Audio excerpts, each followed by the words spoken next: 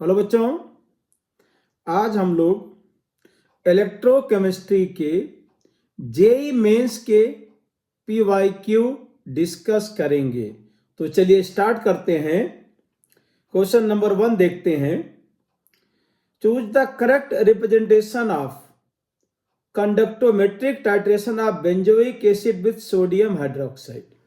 तो सबसे पहले ये मान लीजिए, यहाँ पे जो बेंजोइक एसिड है C6H5 COOH, एक वीक एसिड है C6H5 COO माइनस और H प्लस।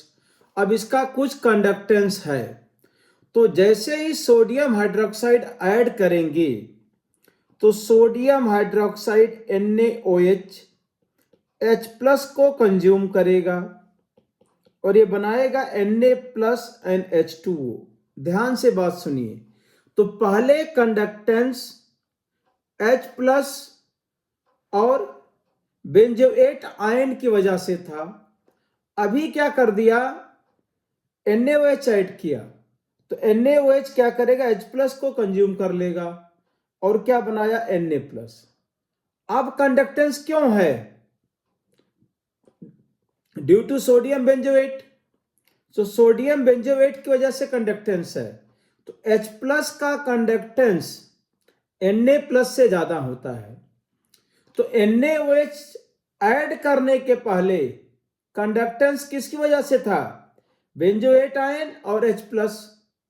जब NaOH ऐड किया तो अभी कंडक्टेंस क्या हो गया, sodium ion and benzoate ion.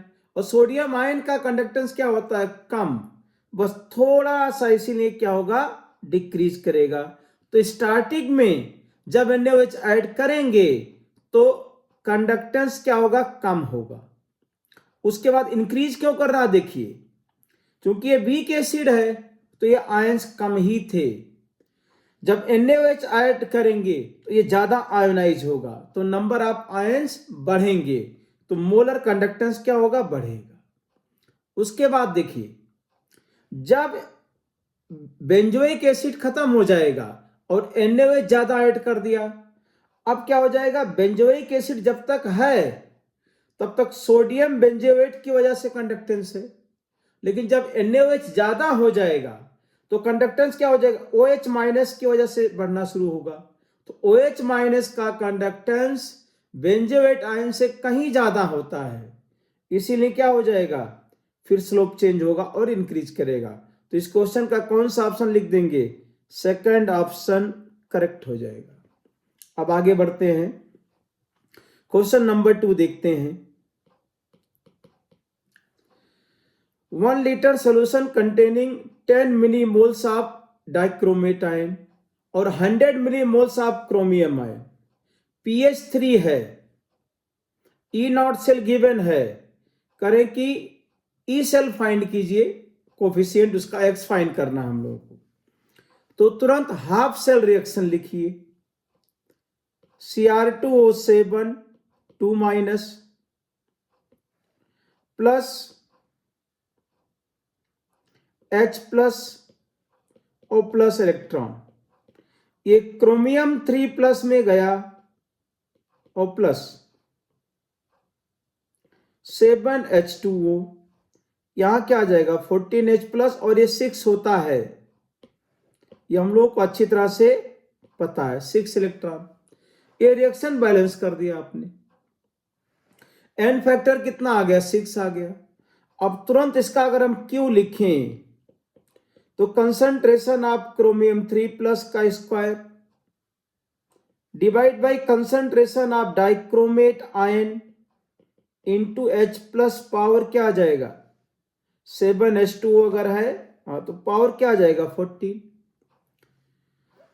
अब यहां पे क्रोमियम 3 प्लस, ये कितना 100 मिलीमोल दिया गया पर लीटर, तो आप ऐसा लिख दीजिए यहां पे Q इक्वल टू 100 का मतलब 0.1 मोल, तो 0.1 का स्क्वायर, और 10 मिलीमोल का मतलब 0.01 इंटू 1 अपॉन pH 3 है तो pH3 का मतलब H प्लस हो गया 10⁻³ तो 10⁻³ पावर 14 ये 0.01 हो जाएगा। तो फाइनली क्या हो जाएगा 10⁻42 ये आ गया 10⁻42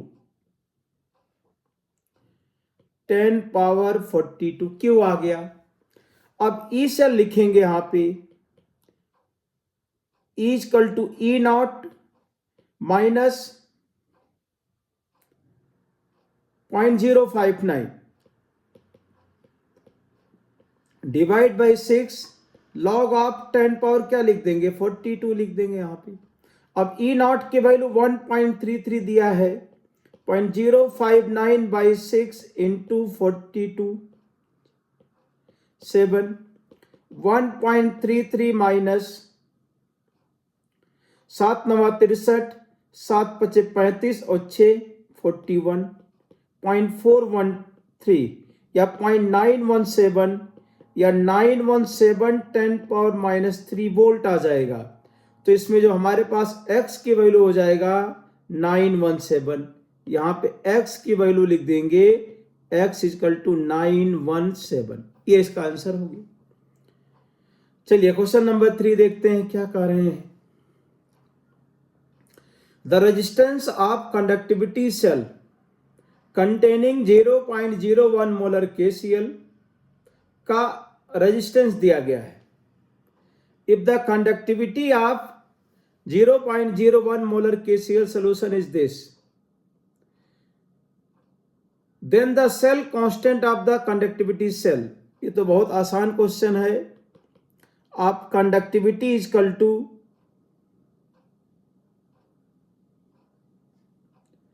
conductivity kappa equal to 1 by resistance into cell constant L/A होता है। अब सेल कांस्टेंट पूछा जा रहा है, इसमें कंडक्टिविटी दिया गया रेजिस्टेंस दिया गया तो L/A equal to conductivity into resistance. Conductivity है 0.152 into resistance conductivity into resistance कितना 1750। अब इसको अगर हम यहां पे मल्टीप्लाई करते हैं तो ये आ जाएगा यहां पे 0.266 या 266 इंटू 10⁻³ पर सेंटीमीटर। तो यहां पे जो हमें फिल इन द ब्लैंक्स है क्या लिख देना 266 इसका आंसर हो जाएगा 266। इसको मल्टीप्लाई करोगे तो 266 आ जाएगा। क्वेश्चन नंबर 4 देखते हैं कि magnitude of change in oxidising power of MnO4 minus Mn2 plus is x into 10⁻⁴ volt if H plus concentration decrease from this to this। Okay तो पहले हाफ रिएक्शन इसका लिख लेते हैं। हाफ रिएक्शन यहां आप लिखते हैं MnO4 minus plus H plus electron gives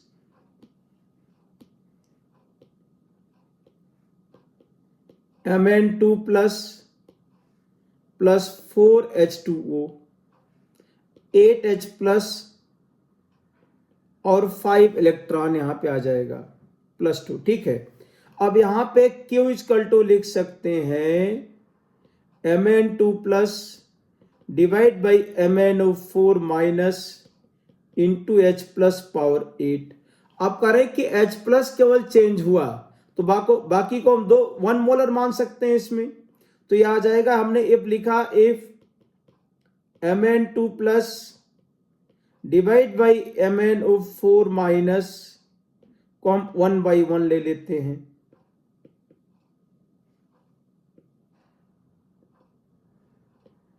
तो इसमें हमारे पास Q और अगर हमने A1 लिखा, फर्स्ट केस में क्या है H + 1 है तो Q कितना आ जाएगा 1/1 इंटू 1 पावर 8, ये 1 ही आ गया। तो स्टार्टिंग में E1 मान लेते हैं। E1 is equal to E0 minus 0.059, ये कितना दिया है 0.06059 डिवाइड बाई 5 और लॉग ऑफ क्या आ गया 1, तो ये क्या हो गया E0। तो जब H प्लस का कंसंट्रेशन 1 मोलर है, H प्लस का कंसंट्रेशन 1 मोलर है, तो पोटेंशियल कितना है यहाँ पे, ऑक्सीडाइजिंग पावर के लिए हमने यहाँ पे पोटेंशियल लिखा, रिडक्शन पोटेंशियल E0 है। अच्छा, अब H प्लस कंसंट्रेशन को 10⁻⁴ कर देते हैं, कर दीजिए। If H plus concentration 10⁻⁴ molar हो गया, तो अब Q कितना आ जाएगा 1/10⁻⁴ पावर 8, तो ये आ गया 10⁻32, 10⁻32। तो इसमें क्या हो गया, अब पोटेंशियल कितना हो जाएगा देखते हैं। तो E2 equal to E0 minus 0.059/5 log of 10⁻32। अब E0 माइनस 0.059/5 इंटू 32। अब इसको अगर हम यहां पे मल्टीप्लाई करते हैं,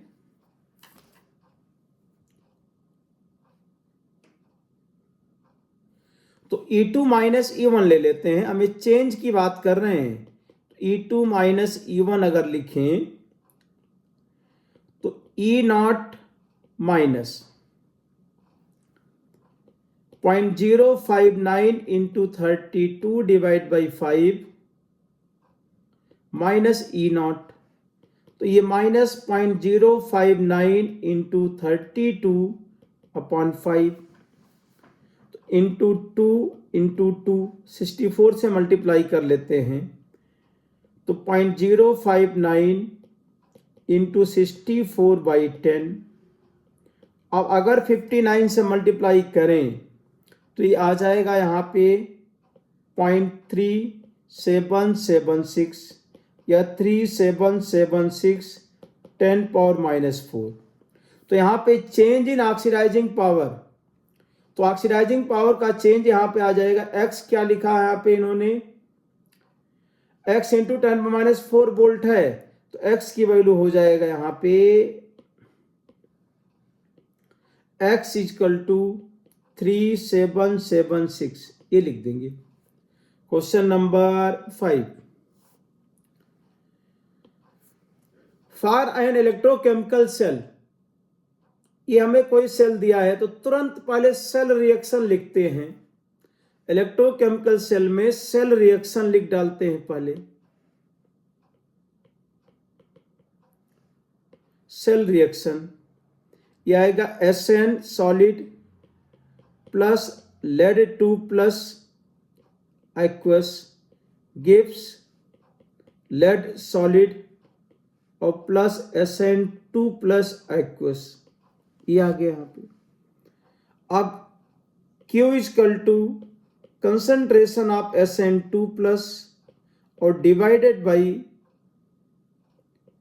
Pb2 प्लस, ये आ गया। अब E0 सेल की अगर हम बात करें तो E0 सेल यहां लिख देंगे, E0 कैथोड, तो E0 lead-2 plus two E0 SN2 plus 2SN। अब ये माइनस 0.13 है और माइनस 0.14, तो ये आ जाएगा यहाँ पे 0.01, ये E0 सेल आ गया। अब इसमें हम लोग लिखते हैं E cell equal to E0 cell minus 0.06/2 and log of Q की जगह पे लिख सकते हैं SN2 plus divide by lead-2 plus, हमें यही फाइंड करना है। अब यहां पे E cell at attains at equilibrium, at equilibrium find करना है, तो एट इक्विलिब्रियम ई सेल को क्या लिखेंगे, 0 लिख देंगे। तो 0 equal to 0.01 minus 0.03 log of SN2 plus divide by lead 2 plus. अरे भाई ठीक है, अब इसको देखो हम डायरेक्ट लिख रहे हैं, log of SN2 plus divide by lead 2 plus equal to 1/3 लिख दिया इसको। अब एंटी लॉग ले लेते हैं यहां पे, तो SN2 plus divide by lead 2 plus equal to 10 power 1/3। तो 10 का क्यूब रूट 2.15 के आसपास आ जाएगा यहाँ पे। तो 2 पॉइंट, या तो एंटी लॉग देखो या फिर आप क्यूब रूट याद करो यहाँ पे। तो 2.15, तो क्वेश्चन नंबर 5 का आंसर आ गया 2.15। 2.15 ये लिख देना यहाँ पे। अब क्वेश्चन नंबर 6 देखिए, given that the standard potential of E not copper 2 plus 2 0 plus 1 से 0 ये दिया गया है, प्लस 2 से प्लस 1 फाइंड करना है। तो इसका देखिए फार्मूला सिंपल सा है, ये फार्मूला आपको याद होना चाहिए भाई,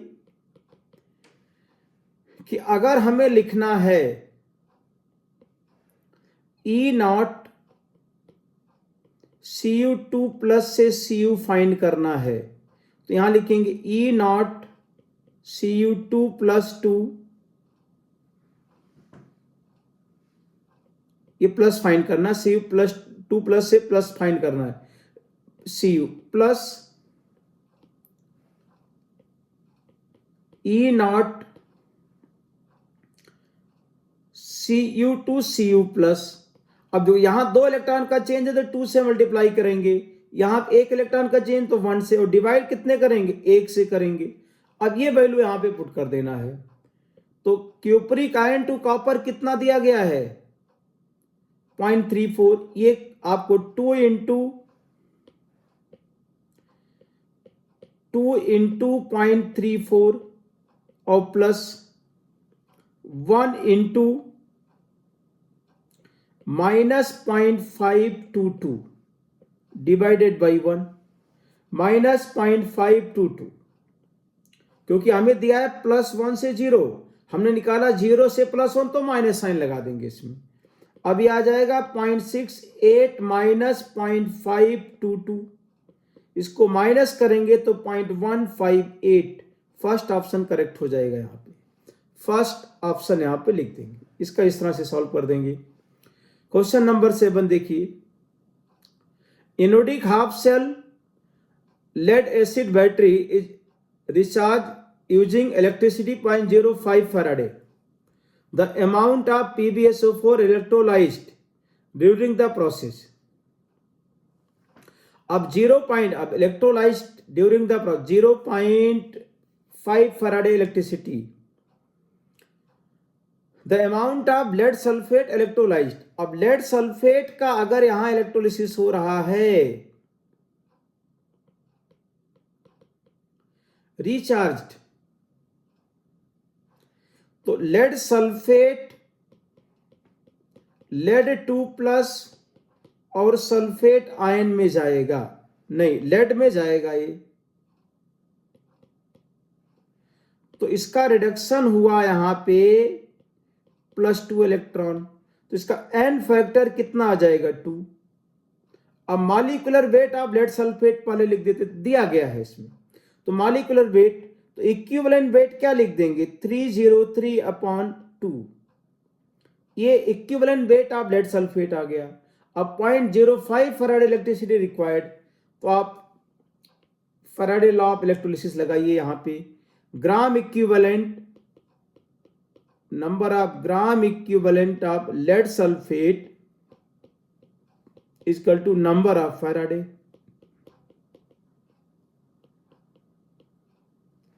अब number of gram equivalent of lead sulphate, अब ये आ जाएगा हमारे पास weight upon equivalent weight equal to 0.05।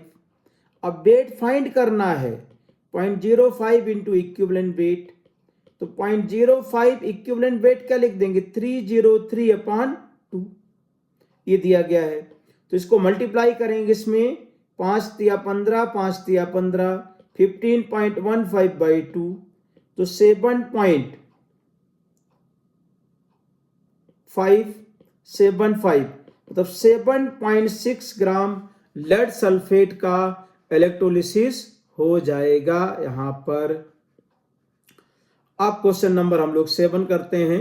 6 हो गया, 7 हो गया। अब क्वेश्चन नंबर 8 पे आते हैं।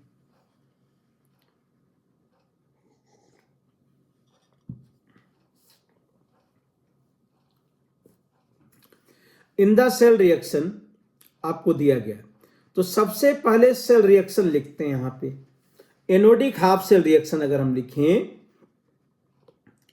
इसका अगर हम सॉल्यूशन लिख रहे हैं यहां पे सेकंड पेज पे ही करते हैं। Anodic half cell reaction, half cell reaction.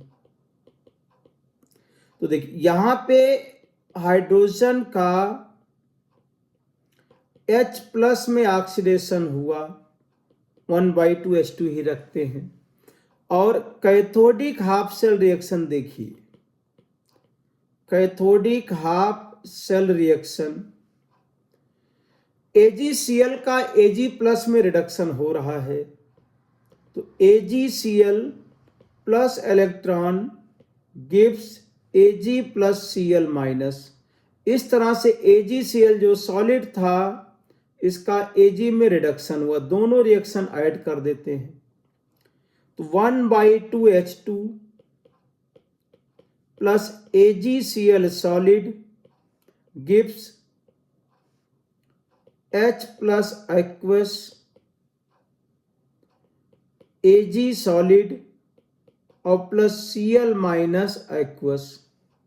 अब यहां पे Q equal to concentration of H+ aqueous, concentration of Cl minus aqueous, और H2 का 1 बार दिया गया है, H+ दिया है 1 मोलर, नहीं H+ दिया गया, H2 का प्रेशर 1 बार दिया है।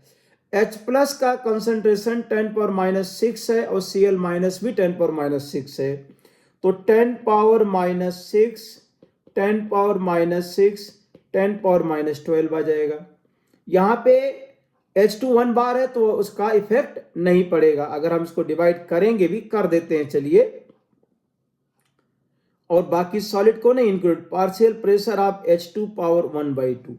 तो यहां पे जब हम लिखेंगे Q इक्वल टू 10⁻6 10⁻6 1/2, ये कितना आ गया 10⁻12 ये आ गया इसमें। अब Q आ गया इसमें। अब हमें E0 सेल लिखना है AgCl के लिए। तो हमारे पास E सेल दिया गया, सेल पोटेंशियल, तो E0 सेल पहले निकालने की कोशिश करते हैं। तो E cell equal to E0 cell minus 0.0, देखिए क्या अप्रोक्सीमेशन दिया है, 0.06 ले सकते हैं। तो 0.06 डिवाइड बाई 1 और लॉग ऑफ 10⁻12। ई सेल 0.92 दिया है, E0 सेल फाइंड करेंगे माइनस 0.06 इंटू -12। तो E0 cell equal to 0.92 minus 0.72, तो 0.20 के आसपास आ गया। और यहां पे E0 सेल को हम लोग क्या लिख देंगे, E0 सेल को लिख देंगे कि E0 AgCl से Ag में रिडक्शन माइनस E0 H+2H2। अब ये आया है 0.20 और E0 of AgCl to Ag find करना है और ये 0 होता है। तो E0 AgCl टू Ag ये कितना आ गया 0.20 वोल्ट आ गया। तो इतना कॉन्सेप्ट आपको लगाना होगा, तब जाकर कि ये क्वेश्चन सॉल्व होगा। तो क्वेश्चन नंबर 8 का क्या हो जाएगा, फर्स्ट ऑप्शन आ जाएगा यहाँ पे। अब हम लोग देखते हैं question number 9। Limiting molar conductivity for NaCl, HCl और Na गिवन है।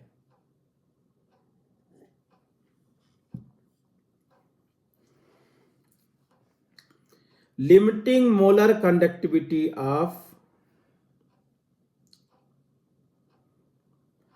if the conductivity of 0.001 molar Ha is given है, degree of dissociation of Ha, तो सबसे पहले हम यहां पे फाइंड करते हैं limiting molar conductivity of Ha। तो लिख देंगे limiting molar conductivity of Ha, Na add कर दो, plus limiting molar conductivity of HCl minus limiting molar conductivity of NaCl। Na cancel हो जाएगा, Cl H प्लस और A बचेगा यहां पे। तो Na का दिया गया है कंडक्टिविटी 100.5, HCl का दिया है 425.9 और NaCl 126.4। तो इसमें हम माइनस कर देते हैं पहले, तो 425.9 पहले ऐड कर लो, 100.5, 9 5 14, 5 1 6, 2 5, अब 126.4 को माइनस कर देते हैं, 004। तो limiting molar conductivity of Ha कितना आ गया, 400 साइमन सेंटीमीटर स्क्वायर पर मोल आ गया इसमें। अब ये लिमिटिंग मोलर अब मोलर कंडक्टिविटी फाइंड कर लेते हैं। तो molar conductivity of Ha equal to kappa into 10³ divide by molarity. अब कप्पा दिया है 5 इंटू 10⁻⁵, 5 इंटू 10⁻⁵, 10⁻³ डिवाइड बाई 0.001। तो कप्पा 10⁻3, ये 10⁻3 है, तो ये आ जाएगा 50 साइमन सेंटीमीटर स्क्वायर पर मोल। अरे भाई ठीक है। तो पहले ये हमारे पास जो स्ट्रांग इलेक्ट्रोलाइट के लिमिटिंग मोलर कंडक्टिविटी दिए गए थे, इनके हेल्प से हमने वीक इलेक्ट्रोलाइट का निकाल लिया यहाँ पे। अच्छा, कंडक्टिविटी दिया गया है तो मोलर कंडक्टिविटी निकाल लिया यहाँ पे। अब इसमें आ गया अपने पास अल्फा इक्वल टू, तो molar conductivity divide by limiting molar conductivity, तो 50 डिवाइड बाई 400 1/8। अभी किस फॉर्म में दिया गया आंसर देखते हैं। 1/8 मतलब 0.125, क्वेश्चन नंबर 9 का 2, यह आ गया 0.125। इस तरह से इसको सॉल्व कर देंगे यहां पे। क्वेश्चन नंबर 10 देखिए।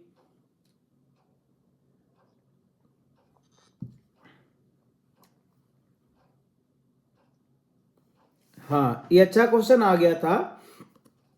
जेई मेन का ये क्वेश्चन तो है, लेकिन इसमें अच्छा कॉन्सेप्ट लगा है। पहले आपको रिलेशन पता होना चाहिए। तो चलिए रिलेशन यहां पे लिखते हैं हम लोग। हमारे पास इक्वेशन है delta G naught equal to delta H naught minus T delta S naught. ये सभी को पता है भाई। अब इसमें जो डेल्टा S नॉट होता है या तो minus NF del E naught cell upon del T at constant pressure. इसी को क्या बोला जाता है, टेम्परेचर कोफिशिएंट ऑफ सेल। ये आपको दिया गया है NF दिस। अब इसमें क्या कर लेते हैं, डेल्टा H नॉट को हम लोग लिखेंगे डेल्टा G नॉट और plus T delta S naught. ये ऐसा लिख सकते हैं यहां पे, T डेल्टा S नॉट। अब डेल्टा G नॉट की value minus NF E naught से लिख सकते हैं और plus T। Delta S naught की जगह पे NF और del E naught cell upon del T at constant pressure लिख देंगे इसको, del T at constant pressure. अब ये फाइनली हमारे पास minus N F E naught cell minus N F T del E naught cell upon del T at constant pressure, ये relation अपने पास आ गया। अब इक्वेशन क्या है देखते हैं। इक्वेशन में साफ दिखाई दे रहा है एन की वैल्यू 2 है। इक्वेशन में साफ दिखाई दे रहा है एन की वैल्यू 2 है, कोई दिक्कत ही नहीं। तो minus 2f into E naught cell कितना दिया है, ई नॉट सेल आपको दिया 2 वोल्ट, 2 इंटू एफ टी कितना दिया है 300, और टेम्परेचर कोफिशिएंट है 5 इंटू 10⁻⁻⁴। Temperature coefficient 5 into 10⁻⁻⁴। अब इसको अगर हम मल्टीप्लाई करें तो -4f माइनस, अगर इसको मल्टीप्लाई 10, ये 0.3f आ जाएगा। तो -4.3f, ये डेल्टा एच नॉट आ गया। अब इसमें मल्टीप्लाई करते हैं इसको, delta H naught equal to N F T है, एन की वैल्यू 2 है। तो यहां पे हम लोग देखते हैं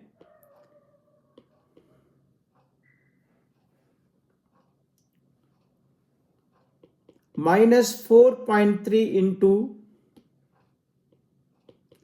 96500। अब आंसर हमें किस फॉर्म में लिखना है एक बार देख लेते हैं। हमें लिखना है पोटेंशियल किलो जूल पर मोल में बताना है, डेल्टा किलो जूल पर मोल। तो इसको हम लिख देंगे -4.3 इंटू 96.5 इंटू 10⁻3, ये जूल में आता, या -4.3 इंटू 96.5 किलो जूल पर मोल में आंसर आ जाएगा ये। अब दोनों को मल्टीप्लाई करते हैं तो 96.5 4.3, 3 × 5 = 15, 3 × 6 = 18, 1 × 19, 3 × 9 = 27, 4 × 5 = 20, 4 × 9 = 36, 2 = 38, 5 × 9 = 4। तो इसमें 0.2, तो 14.95 किलो जूल पर मोल के आसपास इसमें आंसर आ गया। अब देखिए 4 ऑप्शन हमें दिए गए इसमें, तो 4 आप ओके, आर की वैल्यू की जरूरत नहीं पड़ी यहां पे 9600। तो -412 फर्स्ट ऑप्शन इसका करेक्ट कर देंगे, क्योंकि 414 आ रहा है, तो फर्स्ट ऑप्शन के आसपास इसका आंसर चला जाएगा। इसमें नियरेस्ट आंसर टिक कर देंगे यहां पे। आप क्वेश्चन नंबर 11 देखिए। If the standard electrode potential for a cell 2 volt at 300 kelvin and equilibrium constant for the reaction at 300 kelvin approximately, equilibrium constant लिखना है। ये रिएक्शन आपको दिया गया है ई नॉट सेल। तो हम लोग को ये रिलेशन याद है, E naught cell equal to, अच्छा ई पावर समथिंग लिखना है, तो E naught cell equal to हम लोग लिख सकते हैं R T upon N F, R T divide by N F L N K equilibrium, ऐसा लिखा जा सकता है। अब ई नॉट सेल यहां पे 2 है, आर की वैल्यू कितना 8 है, और टी कितना दिया है 300 दिया है 300। तो हम यहां पे एल एन के इक्विलिब्रियम को लिख सकते हैं N F E naught cell upon R T. अब आगे बढ़ते हैं इसमें,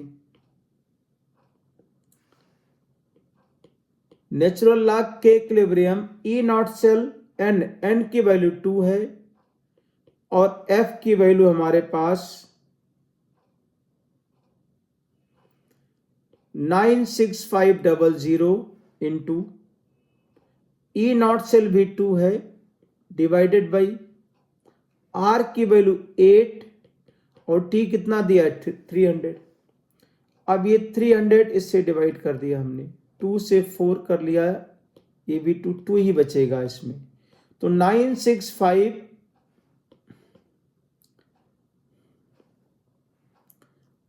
इसको ठीक से डिवाइड कीजिए। हाँ, ये 0 0 कैंसिल हुआ इसमें, ये 4 बटे तो 2 बचेगा। तो 965 डिवाइड बाई 2 इंटू 3। अब इसको हम अगर 2 से पहले डिवाइड करें तो 2 चौक 8, 2 8 16, 2 दूना 4 डिवाइड बाई 3। अब इसको 3 से डिवाइड करें, 3 चक 18 इसमें, और फिर अगर 0 आता है तो 160.83 के आसपास आ गया ये 160.83। आर की वैल्यू कितना था यहाँ पे 8 ही लिया था, 8 इंटू 3, तो 160 के आसपास ही आ गया। अब इसको अगर हम यहाँ पे पुट कर दें कि ln के इक्विलिब्रियम इक्वल टू 160 अगर आ गया तो के इक्विलिब्रियम कितना हो जाए e पावर 160। तो 160 के आसपास जो ऑप्शन होगा उधर ही टिक करेंगे। 160 के आसपास जो आंसर है 160 के e पावर 160, बाकी रिलेशन नहीं, इसमें माइनस नहीं आएगा, पॉजिटिव आएगा, equilibrium constant E naught cell positive है। तो ये कितना आ जाएगा e power 160, first option correct हो जाएगा इसका। क्वेश्चन नंबर 12,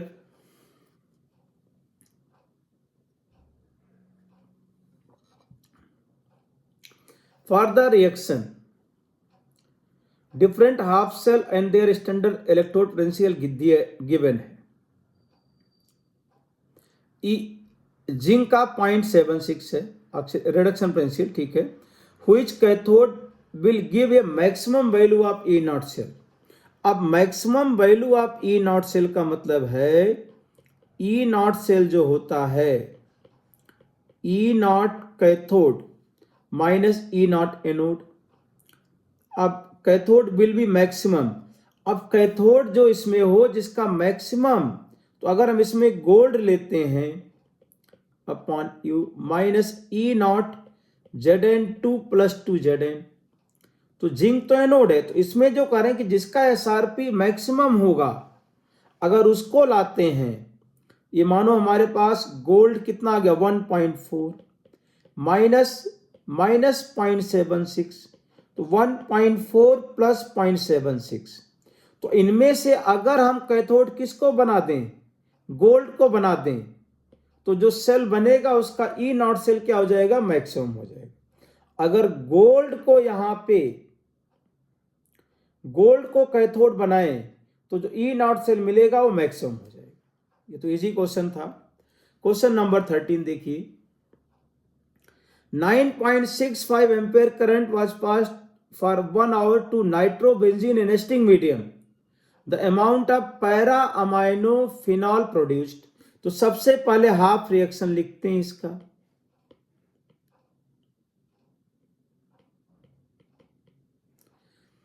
तो इसमें नाइट्रोबेंजीन नेस्टिंग मीडियम, ये नाइट्रोबेंजीन हमें दिया गया है, नाइट्रोबेंजीन एस्टिंग मीडियम है और plus electron pi sigma pi, तो ये फिनॉल एंड अमाइनो और प्लस H2O। तो पहले इसको बैलेंस करते हैं। हाइड्रोजन कितने हैं 5 6 हाइड्रोजन यहां पे है, यहां पे कितने 4 3 7 2 9 है। तो इसमें क्या करते हैं 4 से मल्टीप्लाई कर देते हैं, तो 5 4 9 4H प्लस आ गया। 4H प्लस तो 4 इलेक्ट्रॉन भी ऐड करना पड़ेगा यहां पे, 4 इलेक्ट्रॉन 4, तो इसका एन फैक्टर क्या मान लेंगे 4 मान लेंगे। अब पहले यहां पर लिख देते हैं molecular weight of nitrobenzene. Molecular weight अगर लिखें दिया गया है क्या, देखें नहीं, तो C6H5 76 होता है बेंजीन का मॉलिक्यूलर वेट, तो 77 और प्लस NO2, NO2 कितना हो गया 32 और प्लस 14 46, दोनों ऐड करो तो इसमें आ जाएगा 77 प्लस 46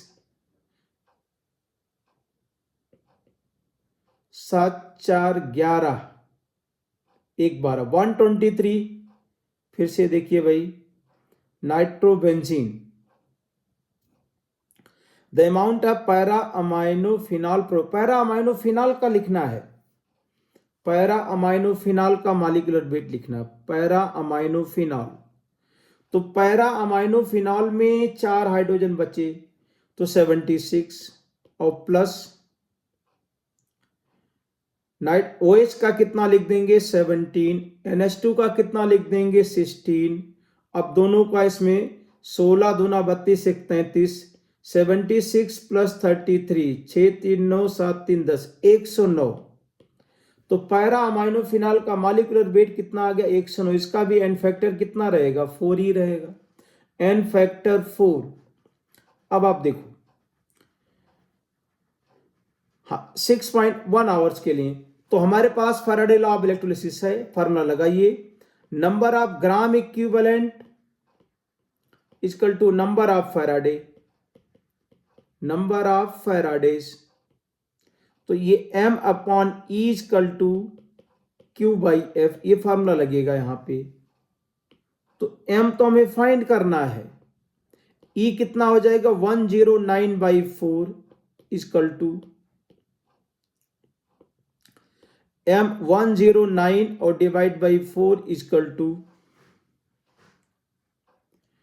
Q बाई F, तो I into T by F, I 9.65, T 1 घंटे है तो इसको सेकंड में कन्वर्ट करेंगे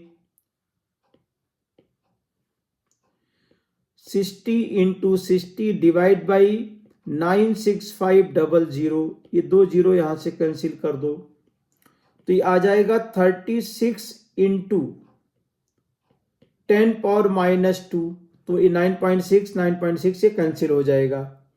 तो m इक्वल टू 36 10 पावर -2 109/4, तो 4 9 9 इंटू 109 इंटू 10 पावर -2।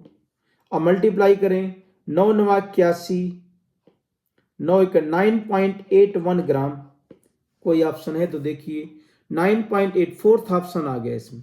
तो इस तरीके से आप इसको रिलेट कर देंगे इसमें। तो इसमें क्या करेंगे आप द अमाउंट ऑफ पैरानाइट्रोफिनॉल यहां पे आ जाएगा रिएक्शन लिखने के बाद इसी। अब इसके बाद क्वेश्चन नंबर 14 देखिए,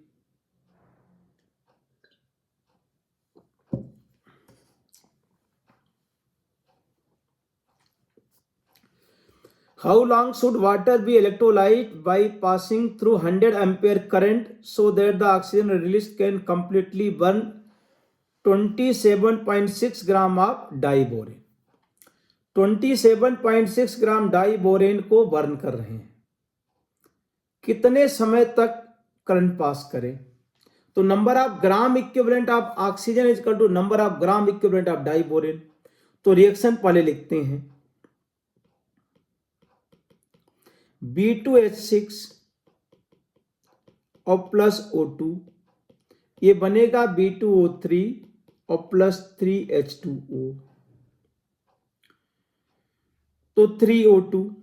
अभी ऑक्सीजन कहां से मिल रहा वाटर, तो जब वाटर का इलेक्ट्रोलिसिस होगा हाइड्रोलाइज कराएंगे तो ऑक्सीडेशन हाफ रिएक्शन यहां पर लिखेंगे, ऑक्सीडेशन हाफ रिएक्शन। अब ऑक्सीडेशन हाफ रिएक्शन में देखिए H2O 1/2 O2 plus 2H plus 2 electron. अब यहां पे जो ऑक्सीजन मिलेगा पूरा का पूरा ऑक्सीजन यहां यूज हो रहा है, ये ऑक्सीजन यहां पे यूज हो रहा है, तो gram equivalent of oxygen is equal to gram equivalent of diborane is equal to gram equivalent of या नंबर ऑफ फैराडे। तो हम यहां पे रिलेशन पहले ये लिख देंगे कि number of gram equivalent of diborane equal to number of gram equivalent of oxygen equal to number of faraday. ये यहां पे आप लिख देंगे। अब ये नंबर ऑफ ये weight upon equivalent weight equal to I into T upon F. अब 2.76। अब एन फैक्टर की बात अगर यहां पे हम कर लें तो देखिए इसमें क्या हो रहा कि बोरान +3 में है, हाइड्रोजन -1 में, हाइड्रोजन +1 में गया, बोरान +3 में ही गया। तो इसमें H- का क्या हो रहा, ऑक्सीडेशन। तो ये H- से H+ में गया, कितने 6 हाइड्रोजन हैं, तो कितने इलेक्ट्रॉन लॉस किया, 12 इलेक्ट्रॉन। तो ये जो कंपाउंड है इसका एन फैक्टर कितना आ जाएगा, 12। अब इसके बाद इसका मॉलिक्यूलर वेट लिख लेते हैं। मॉलिक्यूलर वेट ऑफ B2H6 तो 2 इंटू 10.8 + 6 तो 27.6 आ जाएगा, ये 27.6। अब ग्राम इक्विवेलेंट तो हमें कितने ग्राम दिया गया है डाइबोरेन, 27.6 ग्राम ही दिया गया है। तो 27.6 डिवाइड बाई 12 नहीं 27.6 डिवाइड बाई 27.6 बाई 12 ये इक्विवेलेंट वेट है। इक्वल टू आई कितना 100 है इंटू टी और डिवाइड बाई एफ की जगह पे 96500 लिख देंगे। अरे भाई ठीक है। अब ये यहां पे कितना 12 आ गया था, 100 कैंसिल, तो T इक्वल टू 12 इंटू 965 ये सेकंड में आएगा। अब 12 इंटू 965 डिवाइड बाई 60 इंटू 60 करेंगे तो ये आवर्स में आ जाएगा। तो अगर इसको हम 6 से पहले डिवाइड करें 12 25 60 आ गया 5 और 5 3 तो 9.65 बाई 3 कर दो, 3 त्रिका 9, 3 दूना 6, 3 एक 9, 3.21 आवर्स के आसपास आना चाहिए। ऑप्शन 3.2 आवर्स, सेकंड ऑप्शन इसका क्या हो जाएगा, करेक्ट हो जाएगा 3.2 आवर्स। तो आप इस तरह से रिलेट करेंगे। इतना कॉन्सेप्ट जब पता होगा तब ये क्वेश्चन सॉल्व होगा। फैराडेज लॉज ऑफ इलेक्ट्रोलिसिस अच्छी तरह से करके रखिए और दोनों को रिलेट करने आपको आना चाहिए इसमें, तो क्वेश्चन इजीली हो जाएगा। अब क्वेश्चन नंबर 15 देखिए। 15 में कह रहे हैं कि फाइंड स्टैंडर्ड पोटेंशियल +3 से 0 और सेल हमें दिया है प्लस से +3 और Ag प्लस से Ag concentration. EMF of the cell found 0.421 दिया है। The standard potential of half cell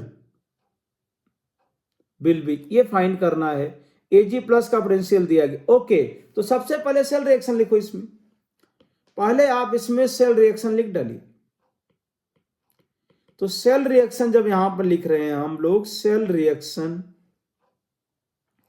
तो मेटल सॉलिड +3 Ag+ एक्वस से बनेगा मेटल 3+ और +3 Ag, ये क्या आ जाएगा, सॉलिड। अब यहां पे देखिए Q equal to concentration of metal power 3+ divide by Ag+ power 3, ये आ गया। अब मेटल 3+ का कंसंट्रेशन कितना दिया गया है, 0.001, 0.001। Ag+ कितना दिया है, 0.01 का क्यूब, तो ये 10⁻³ अपॉन 10⁻⁶, ये 10 कितना आ जाएगा, 3 आ जाएगा। तो Q की वैल्यू कितना आ गया, 10⁻³ आ गया। अब देखिए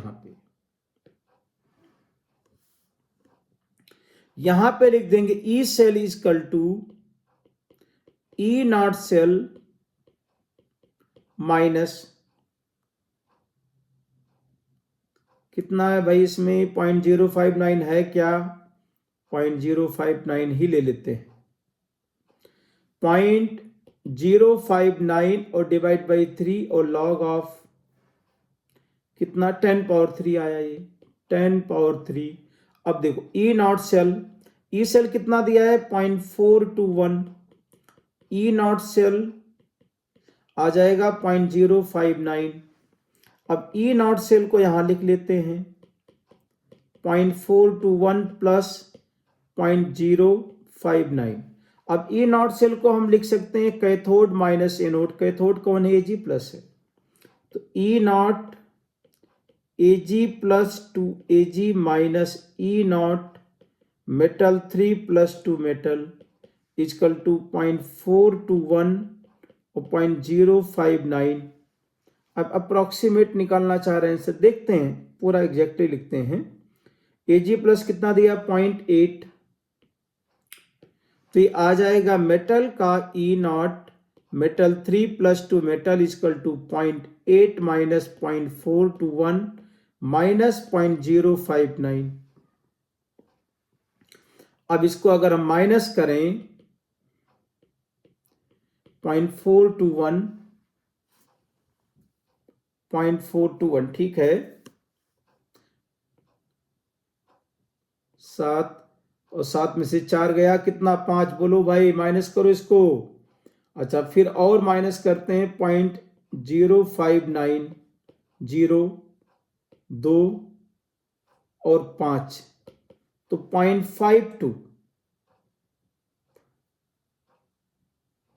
0.52 कोई ऑप्शन है इसमें 0.52, फिर से माइनस करते हैं,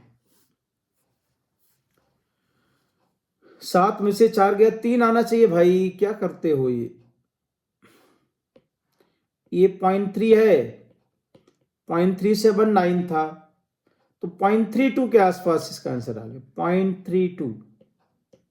0.32। हाँ तो 0.06 लेंगे तो मैच नहीं करेंगे, लेकिन अप्रोक्सीमेट तो हम पहुंच ही जाएंगे। ओके तो 0.32, ये साइन का देख लेते हैं एक बार, साइन क्या होगा पॉजिटिव की नेगेटिव, यहाँ पे साइन पॉजिटिव ही रहेगा, तो क्वेश्चन नंबर 15 का क्या हो जाएगा फर्स्ट ऑप्शन।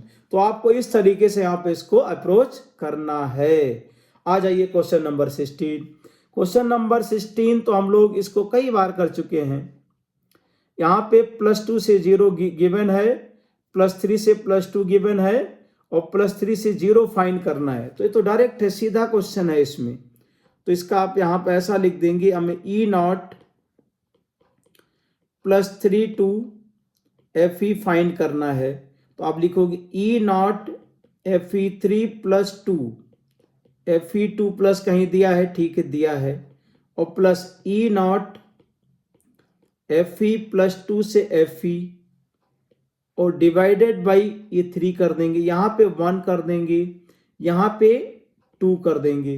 अब +3 से +2 की वैल्यू कितना दिया है 0.77 और +2 से 0 की वैल्यू कितना दिया है -0.47 और डिवाइड बाई 3, तो ये 0.77 माइनस 2 सते 14 2 चौक 8 1 9 0.94/3, तो 0.94 और 0.77 7.17 आ गया 0.17/3, तो 0.17/3 कितना हो जाएगा भाई E naught FE3 + 2 FE -0.17 divided by -0.17 divide by 3,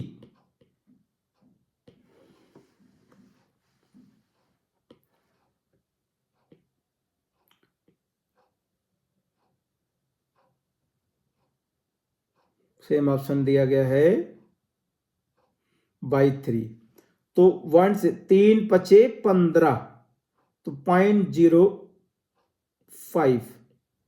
0.052 या 0.053 के आसपास आना चाहिए भाई, 0.053। तो क्वेश्चन नंबर 16 का थर्ड ऑप्शन के आसपास इसका आ जाएगा 0.053। ये माइनस करने में अगर कहीं गलत हुआ होगा तो इसमें 2 सत्ते 14, 2 चौकाट 1 9, 94 है 17, ठीक है। तो 0.053 के आसपास आ जाएगा, नेगेटिव साइन आएगा, पॉजिटिव साइन नहीं आएगा।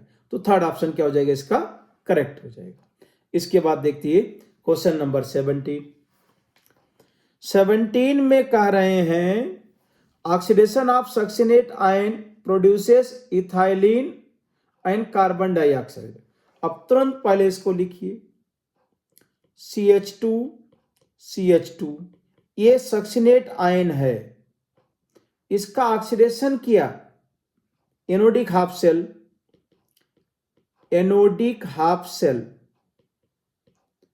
सेल रिएक्शन, या नेक्स्ट पेज पे लिखते हैं इसको,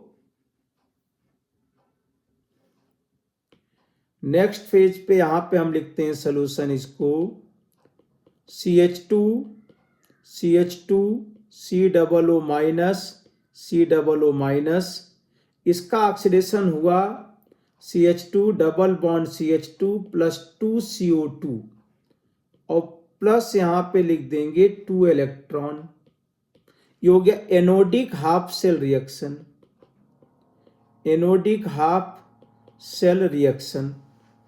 अच्छा, कैथोडिक हाफ सेल लिख लेते हैं यहां पे, कैथोडिक हाफ सेल रिएक्शन। अब कैथोडिक हाफ सेल रिएक्शन अगर लिखें तो H2O प्लस 2 इलेक्ट्रॉन, ये बनता है H2 गैस और प्लस 2OH माइनस 2H2O। अब इसमें कह रहे हैं कि ये हमारे पास cathodic half cell and anodic half cell reaction आ गए। अब क्वेश्चन देखते हैं कि on passing 0.2 Faraday electricity through the aqueous solution of potassium succinate the total volume of gases at both cathode and anode। तो कह रहे हैं कि अगर 0.2 फैराडे चार्ज पास करें तो कैथोड एंड एनोड पे टोटल कितने लीटर गैसेस इवॉल्व होंगी। तो आप देखिए यहां पे अगर 2 फैराडे चार्ज का चेंज आता है, 2 फैराडे चार्ज से यहां पे 1 मोल ये गैस और 2 मोल CO2 और 2 ही फैराडे यहां पे है, तो कितना आ गया हमारे पास, 1 मोल क्या मिलेगा, हाइड्रोजन गैस। तो अगर हम यहां पे 2 फैराडे चार्ज पास करते हैं तो टोटल 4 मोल गैसेज मिलती हैं। कैथोड और एनोड पे 3 मोल मिला और कैथोड पे 1 मोल।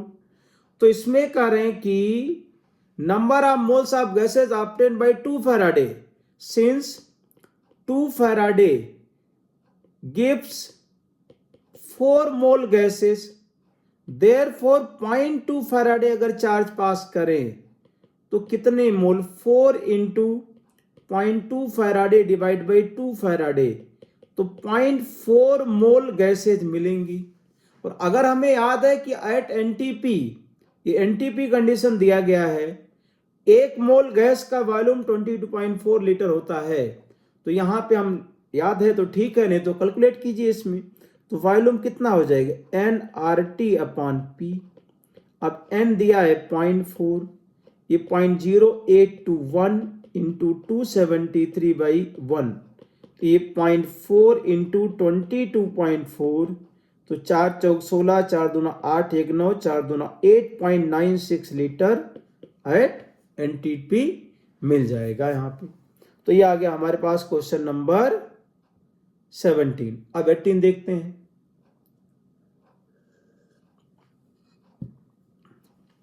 What will occur if a block of copper metal is dropped into a beaker containing a solution of 1 molar zinc sulfate? ये करें, ये कॉपर है जिंक सल्फेट में अगर हमने इसको किया तो इसमें क्या है कि जिंक मोर रिएक्टिव होता है देन कॉपर। तो इसमें कह रहे हैं कि यहां पे नो रिएक्शन होगी,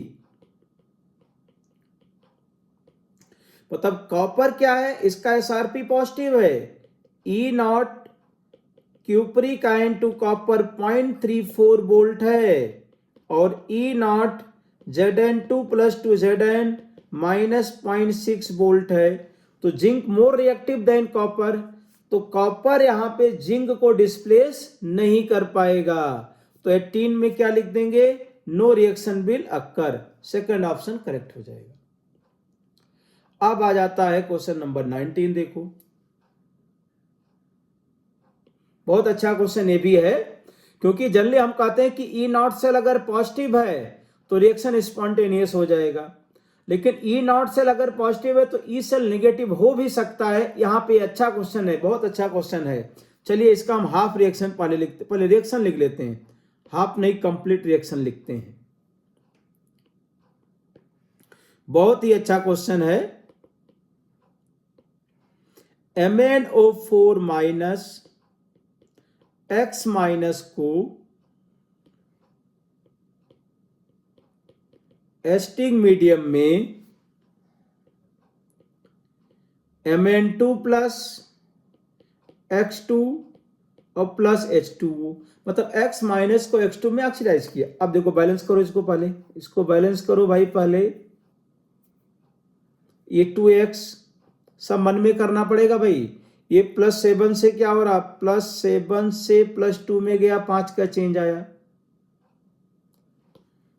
और ये -1 से 0 में जा रहा तो कितने का चेंज आया, 2 आइटम है तो 2 का चेंज आया। तो 2 यहां से मल्टीप्लाई करो, 5 यहां मल्टीप्लाई करो, तो नेट इक्वेशन अपने पास आ गया 2MnO4 minus plus 10x minus H plus, और ये 2Mn2 प्लस 5x2 और प्लस H2। अब पूरा बैलेंस करते हैं, कितने ऑक्सीजन है, 8 है, 8H2O, तो कितना आ जाएगा, 16H प्लस आ जाएगा।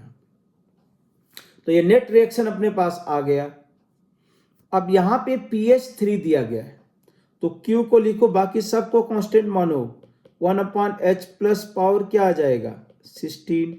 pH3 है तो H प्लस 10 पावर -3 हो जाएगा, पावर 16, 10 पावर कितना आ गया, 48, 16 3 48।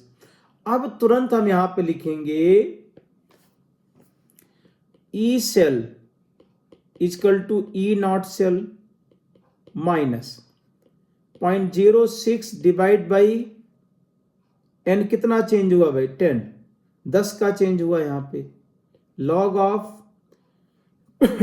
10 पावर कितना आ जाएगा, 48। अब ये हो गया E naught cell, E naught cell minus 0.006 into 48, तो ई नॉट सेल माइनस 6 48, 6 24, 4 28, तो ये आ जाएगा 0.288। अब देखिए, अगर ई नॉट सेल पॉजिटिव है लेकिन अगर ई सेल नेगेटिव होगा तो प्रोसेस क्या हो जाएगा, नॉन स्पॉन्टेनियस। ई सेल अगर पॉजिटिव है तभी रिएक्शन क्या होगा, स्पॉन्टेनियस। तो अब इसमें हम Cl2 पहले देखते हैं, क्या ये Cl को ऑक्सीडाइज कर पाएगा। तो ई नॉट सेल अगर हम मानते हैं XCl है तो ई नॉट सेल की वैल्यू निकालते हैं पहले। तो E naught MnO4 minus Mn2 plus minus E naught Cl2 to Cl minus, ये 1.51 माइनस 1.36, तो ये 0.15 आया। तो अगर ये Cl को ऑक्सीडाइज कर रहा है MnO4 माइनस, तो ई सेल कितना आ गया, ई सेल आ गया 0.15 माइनस 0.288, ये क्या आया, नेगेटिव। तो प्रोसेस क्या हो जाएगा, नॉन स्पॉन्टेनियस। तो हम यहां पे ये कह सकते हैं कि MnO4 माइनस Cl माइनस को ऑक्सीडाइज नहीं कर पाएगा, यहां पे जो कंडीशन है। तो MnO4 does not oxidises Cl minus.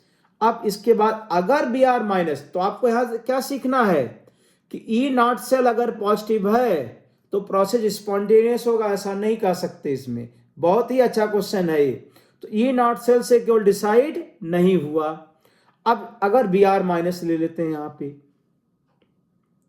Bromide ion लेते हैं अगर, तो आप E नॉट सेल यहां निकालते हैं तो 1.51 MnO4 माइनस और 1.07, इसको अगर माइनस कर दें हम लोग यहाँ पे 1 कैंसिल, तो ये आ जाएगा 0.44।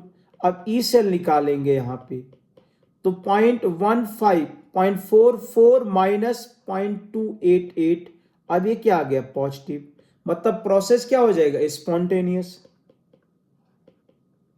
तो इसका मीनिंग ये हो गया कि MnO4 minus oxidises Br minus. तो Br माइनस को ऑक्सीडाइज कर दिया तो I माइनस को भी ऑक्सीडाइज कर देगा, I माइनस को भी ऑक्सीडाइज करेगा।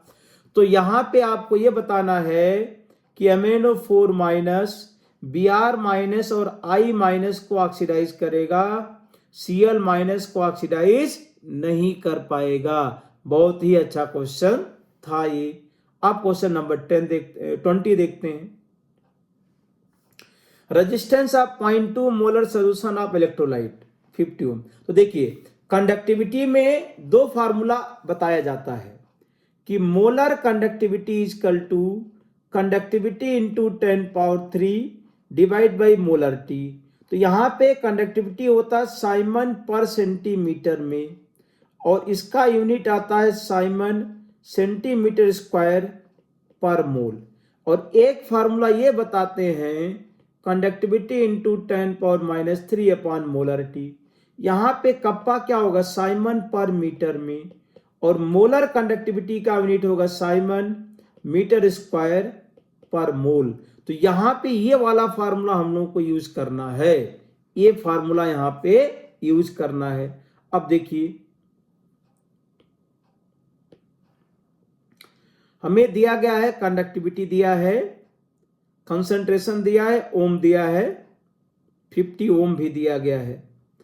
The specific conductance of solution इतना, resistance of 0.5 molar of the same electrolyte is 280। 0.2 molar का 50 ओम दिया गया था और 0.5 का 280। The molar conductivity of 0.5 find करना है। तो पहले हम कंडक्टिविटी फाइंड करते हैं।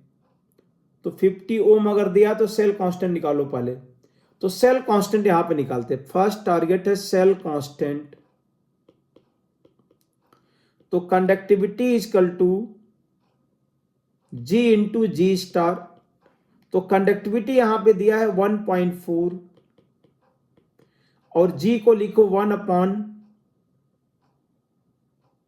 50 और G स्टार क्या हो गया सेल कांस्टेंट। तो G स्टार यहां पे लिख देंगे 1.4 इंटू 50 पर मीटर आ गया। तो सेल कांस्टेंट तो सेम ही रहेगा चाहे सोल्यूशन चेंज हो या ना चेंज हो। अब 0.5 मोलर जो सोल्यूशन है, 0.5 मोलर यहां पे जो सोल्यूशन है इसका रेजिस्टेंस 280 ओम दिया गया है इसमें। तो तुरंत इसका कंडक्टिविटी निकालेंगे 1/280 इंटू 1.4 इंटू 50। तो अगर हम इसमें 0 0 तो कितना आ जाएगा 1/20 इंटू 5, तो 1/4 आ गया। तो इसका कंडक्टिविटी साइमन पर मीटर 1/4 साइमन पर मीटर आ गया। अब हमें लिखना है मोलर कंडक्टिविटी ऑफ 0.5, तो कप्पा इंटू 10 पावर माइनस 3 और डिवाइड बाई मोलरिटी।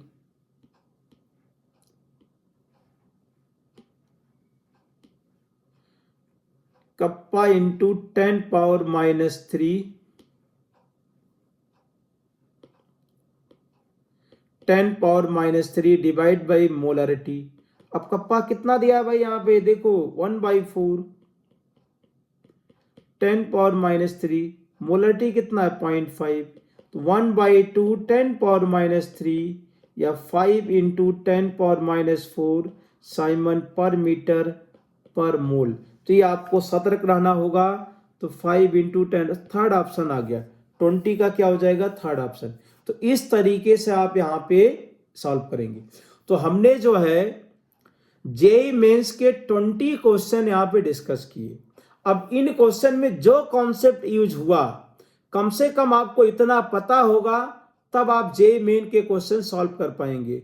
तो इलेक्ट्रोकेमिस्ट्री में तीनों पोर्शन आपको मैंने यहाँ डिस्कस किया। मतलब 20 क्वेश्चन यहाँ डिस्कस करने का टारगेट यही था कि आपको ये रियलाइज होना चाहिए कि कितना कॉन्सेप्ट अगर पता होगा, किस लेवल का प्रैक्टिस होगा, तो हम क्वेश्चन सॉल्व कर पाएंगे। और इंजीनियरिंग का जेईई मेन या जेईई एडवांस का क्वेश्चन सॉल्व करने का तरीका यही है, जितना क्वेश्चन करेंगे, जितनी प्रैक्टिस आपकी रहेगी, उतना ही आप अच्छा कर पाएंगे। मतलब आपका पूरा टारगेट होना चाहिए कि अंतिम जितने भी मार्केट में क्वेश्चन है सॉल्व कर डालो, तभी आपको परफेक्शन आएगा, तभी पेपर अच्छा होगा। तो इसके बाद मैंने आपको यहाँ पे आंसर भी दे दिया है। तो अगले, अब हमने देखिए जेईई मेन के क्वेश्चन भी डिस्कस कर दिए, जेईई एडवांस के कर दीजिए। अब आप क्वेश्चंस कीजिए, थ्योरी रिवाइज कीजिए, क्वेश्चन सॉल्व कीजिए, पेपर आपका अच्छा होगा। Best of luck. Thank you.